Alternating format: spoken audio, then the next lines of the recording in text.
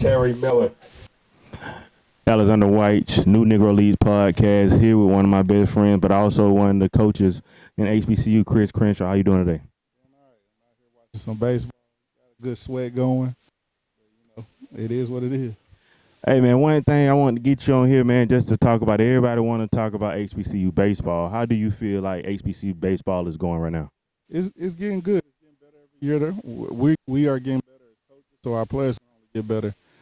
Man, we're starting to draw attention, get a following, so it can only keep going up from here. Yeah. So with two or three guys usually getting drafted the last, I'm gonna say 4 years since we've been doing HBCU game, how do you think we can increase minorities, getting drafted from HBCUs? We need the manpower and we need the equipment, like track man, because what it sounds like what's going on in this past year's draft is if you had data and the numbers back to what you did, or you showed up and the numbers back to what you showed, you get an opportunity to play pro baseball. It's not scouts being at the field anymore. You got a bunch of guys sitting in offices now looking at the TrackMan data to project on who they picking, basically. The dude that hit 360 with 11 home runs and 50 RBIs and 25 stolen bases not getting a chance. Yep. So, we was talking about as players getting drafted, and you were saying more about the TrackMan and different opportunities and technology. But as we continue to grow with different things like, player alliance and MLB and hopefully, some type of partnership, we are trying to make sure that every organization gets some type of TrackMan and some type of technology. The talent level in HBCUs, how do you, from, when you played to the last couple of years to now, do you think the talent is getting better? You think we can continue to increase? What do you think the talent level for HBCUs are? I think the talent level is getting better. I think it's going to keep getting better. But there was a drop-off in the talent going to HBCUs for a while because they were getting chances to go to the SEC, play in the Big 12 or the ACC, or Power 5 conferences.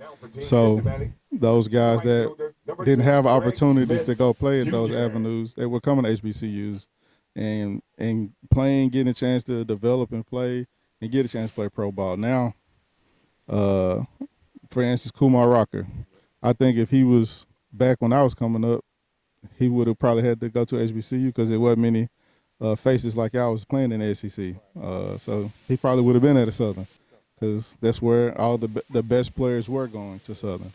And then I guess Power 5 schools started understanding that we could play baseball and start picking us up and getting those opportunities to go to their institutions. And it's been going on for a while, and I probably think it's probably going to keep going that way. But we're going to get some of those kids that fall through the cracks. I'm going to get to that big win. We was lucky to be there versus LSU, man. I think it was big. That just showed that, HBCUs can compete no matter what. But going into it, as we can try to assist other, players, we deal with over 10,000 players just in general in the high school ranks. I know it's harder for you guys now with the transfer portal wide open to get high school kids. How interested are you in getting high school kids compared to transfer portal kids at this point in, trying to win? So me personally, I can't speak for anybody else. I have 13 freshmen coming in out of high school. I got 4 kids out of the portal, and I got 2 junior college kids. So I went heavy high school because I feel like I could get more out of the high school kid than the transfer portal guy. But if it's a transfer portal guy out there that want to pitch, I'm looking for a big-time arm if you want to help me on the weekend. But, I've been in the development process for a while now. So I like high school kids. They develop, they get stronger, faster, bigger, and you get more out of them. Where that transfer, you only got 1 year. If that high school kid, I got 3 years possibly where I get something out of them. So going to your recruitment process and getting a chance to, the year before LSU won the national championship and you got a chance to beat them at the home field, how did that increase or help you out with recruitment, and what did that just do with building on your team, just seeing them playing, and then looking at the draft? A lot of, they probably had 7 or 8 guys that got drafted. And, again, you guys got a chance, you guys beat them. So how did that go into the recruiting process and just the strategy just the strategic mind frame of your team, seeing that you guys beat them? So I think it helped with a couple of the transfer portal guys we got because they got to see us on the national level beat one of the top teams in the country. But the high school kids, I kind of had all of them done in the fall. I think we've added maybe one or two since we beat LSU. But overall, I think I had all my high school kids signed in the fall. I've added like the junior college kid, that one junior college kid we got, it was big with him committing to us. But as a total, it helps some. We got some recognition, made some alums proud. Because I like for those guys to be proud of the program that they played in. And then I was a part of it twice. I was a part of it in 2019 when we beat them at Southern, and then I was there this year when we beat them at LSU. So I didn't beat them at home and away. So y'all LSU. So basically, you telling me y'all own LSU at the end of the day. So No, I'm not saying that. I just said we've been playing good baseball against them. We don't own them. The record is lopsided. So, last question on recruitment. What is one character trait that you're looking for? We all know you're looking for, guy that can spin it, or a guy got, good arm, got maybe some power, good glove. What is that intangible that you've seen with successful players in your program? Like I go back to it like a KJ Wyche, guy who's not just, the best talent. I ain't gonna say not the best talent. He's talented. But, if you look at him, you're like, this is a small kid, but he produced well with you. Yeah, he got skill set. So what is the biggest thing and trait that you be like, that you're looking for and be like, man, I want that kid? Character and toughness. Character because at our level, you got to do a lot of stuff on your own because of the time restraints. And then toughness, because when we do get together, I'm trying to make it hard and tough as possible because when we show up to play, teams in our league or anywhere, they don't want to lose to Southern because of the rich tradition and the history.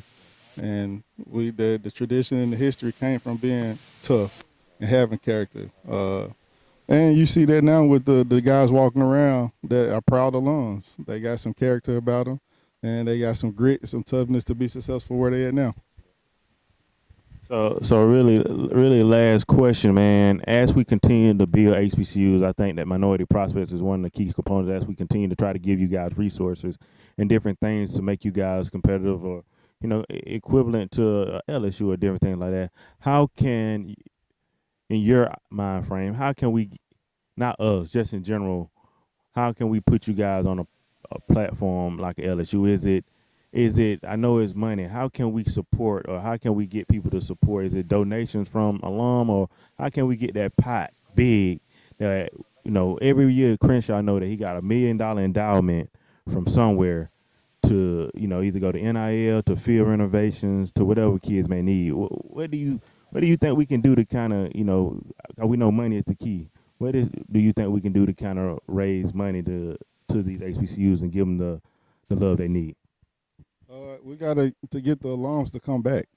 The biggest thing I think is you get the alums to come back to see what it looks like. If they come support and watch us play out of town, look at the facility that we're playing in. I know when we go to Texas, the alums come and watch us play, and they can see where our facility is compared to theirs.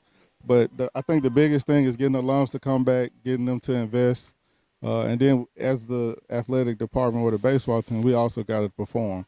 We got to go out. We got to win games for them to want to give back, to get excited about giving back. And they can see the benefits of them giving back. So I think we have to do our part with winning and showing up and being respectable, looking the part, and then too, show the alums of love when they come back to campus and get them excited about giving or just being there, just recognizing them. And it ain't got to be no big shebang, but if alums show up to the stadium and you know who he is, give him a shout out.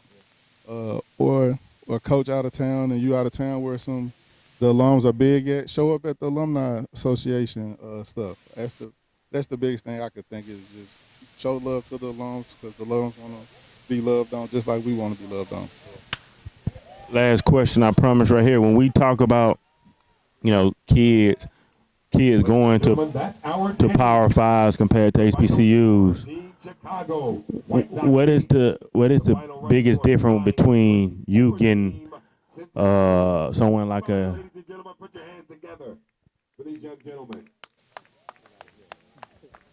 what do you feel is the biggest difference between you getting I'm gonna say an MVP All American like a Tamara Drew that may commit to a Texas or somewhere like that? What is the difference between you being able to say, because I met you on the road. I know that you're a recruiting expert in my eye because you always here. So what do you feel is the key or the selling point that you can get to start getting some of the, I ain't gonna say you don't not getting high caliber player, but like a All American type player, instead of making them go to UGA, they come to Southern.